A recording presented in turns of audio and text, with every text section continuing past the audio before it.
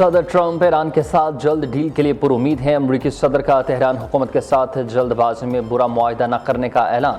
ایران سے ہماری deal Obama اور بائیڈن سے دور سے کہیں بہتر ہوگی۔ سابق معاہدہ ایٹمی ہتھیاروں کی طرف سے لے جانے والا راستہ تھا، اب ایسا نہیں ہوگا۔ ٹرمپ کا ٹروتھ سوشل پر بیان۔ امریکی صدر نے ڈیموکریٹس کو کمزور اور غدار قرار دے دیا۔ کہا ایران معاملے پر ڈیموکریٹس ہماری مضبوط پوزیشنز کو نقصان پہنچا رہے ہیں۔ اوباما حکومت نے طیاروں میں بھر کر $1.7 ارب ایران کو بھیجے تھے۔ بینکرز بھی حیران تھے، واشنگٹن اور میری لینڈ کے بینکوں سے اتنی رقم کیوں نکالی گئی۔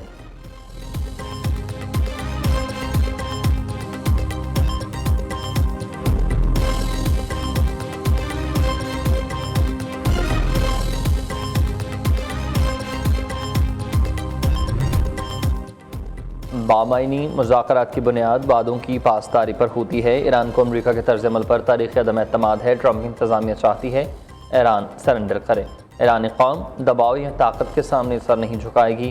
ایران کی خارجہ پالیسی خود مختاری اور قومی مفاد پر مبنی ہے۔ ایرانی صدر مسعود پزشکیان نے کہا ہے کہ امریکہ سے جتنی جلد ممکن ہو جنگ بندی ہو جانی چاہیے۔ کشیدگی کے خاتمے کے لیے سفارتی راستہ استعمال کیا جانا چاہیے۔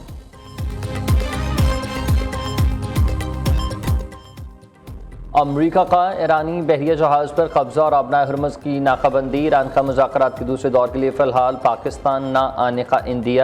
امریکہ پر اعتماد نہیں ہے۔ ٹرمپ انتظامیہ بات چیت کے لیے سنجیدہ نہیں ہے۔ امریکہ نے اب کوئی جارحیت کی تو منہ توڑ جواب دیں گے۔ ترجمان ایرانی وزارت خارجہ کا دو ٹوک اعلان۔ اسماعیل بقائی کہتے ہیں کہ امریکہ نے 2 مرتبہ مذاکراتی عمل کو سبوتاژ کیا۔ امریکہ اب بھی غیر حقیقی مطالبات کر رہا ہے۔ موجودہ حالات میں امریکہ سے بات چیت ممکن نہیں۔ ایران اپنے مفادات کا تحفظ جاری رکھے گا۔ ثالث پاکستان کو امریکی خلاف ورزیوں سے آگاہ کر دیا۔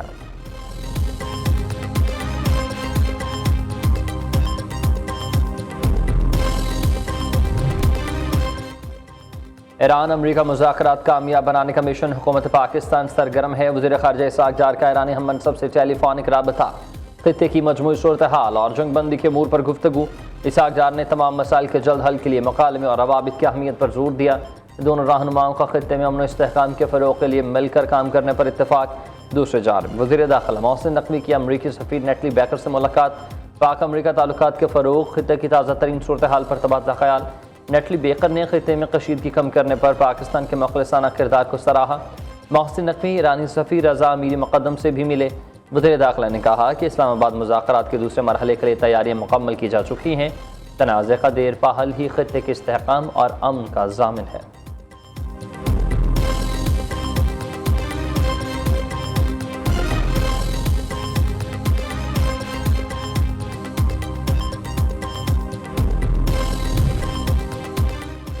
اسلام آباد میں ایران امریکہ مذاکرات کا دوسرا مرحلہ۔ وزیر اعظم شہباز شریف کی زیر صدارت اہم مشاورتی اجلاس۔ ایران کے مذاکرات میں شرکت سے انکار کے بعد پیدا صورتحال پر غور۔ وزیر داخلہ محسن نقوی نے امریکی اور ایرانی سفیروں سے ملاقات پر وزیر اعظم کا اعتماد میں لیا۔ پاکستان کا ایران امریکہ مذاکرات کے انعقاد کو یقینی بنانے کے عزم کا اعادہ۔ ایران کی مذاکرات میں شرکت یقینی بنانے کے لیے روابط جاری رکھنے پر اتفاق کیا گیا۔ ادھر وزیر اعظم شہباز شریف سے یورپی کونسل کے صدر انتونیو کوسٹا لینو کا ٹیلی فونک رابطہ۔ مشرق وسطیٰ کی موجودہ صورتحال پر بات چیت۔ شہباز شریف نے انتونیو کوسٹا کو خطے میں امن کے لیے سفارتی کوششوں سے آگاہ کیا۔ صدر یورپی یونین نے امن و استحکام کے فروغ کے لیے ہر ممکن تعاون کی بھی یقین دہانی کرا دی۔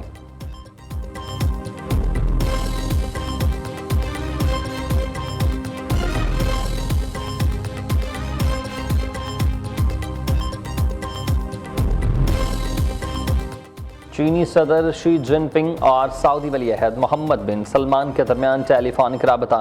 صدر شی جن پنگ کا آبنائے ہرمز سے جہازوں کی آمد و رفت برقرار رکھنے پر زور۔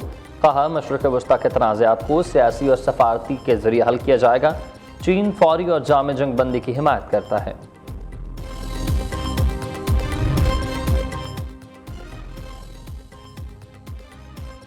چین کا ایرانی جہاز زبردستی روکے جانے پر تشویش کا اظہار۔ ترجمان چینی وزارت خارجہ کا یہ کہنا ہے کہ امریکہ کا ایرانی پرچم بردار کارگو جہاز کو قبضے میں لینا زبردستی حراست کے مترادف ہے۔ تمام فریقین ذمہ داری کا مظاہرہ کرتے ہوئے جنگ بندی معاہدے کی پاسداری کریں۔ خطے میں استحکام کے لیے ضروری اقدامات کیے جانا ضروری ہے۔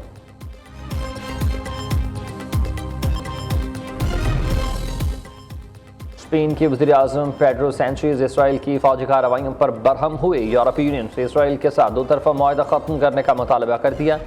پیڈرو سینچیز نے کہا کہ اسرائیل کی فوجی کارروائیوں عالمی قوانین کی خلاف ورزی ہیں۔ یورپی یونین وزرائے خارجہ اجلاس میں اسرائیل سے تعلقات ختم کرنے کی درخواست کریں گے۔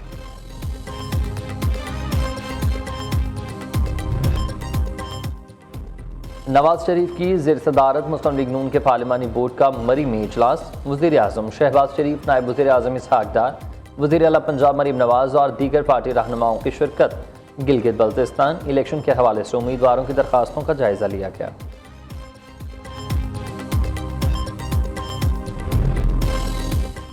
سندھ حکومت کا احسن اقدام، حیدرآباد اور ٹنڈو الیار کی عوام کے لیے خوشخبری۔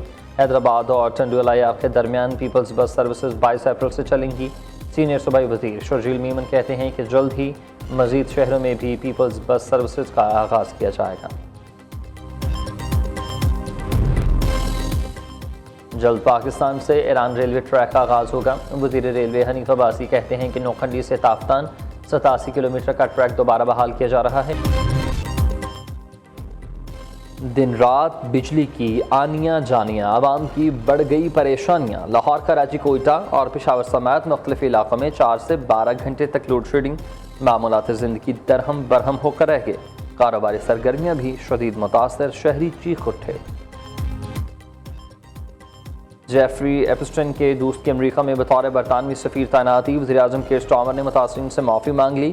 کہا کہ مینڈیلسن کو امریکہ میں برطانوی سفیر تعینات کرنے کا فیصلہ غلط تھا۔ جاپان کے مختلف شہروں میں 7.4 شدت کا زلزلہ، دارالحکومت ٹوکیو کی بلند و بالا عمارتیں بھی لرز اٹھیں۔ زلزلے کی شدت سے سمندر بفر گیا۔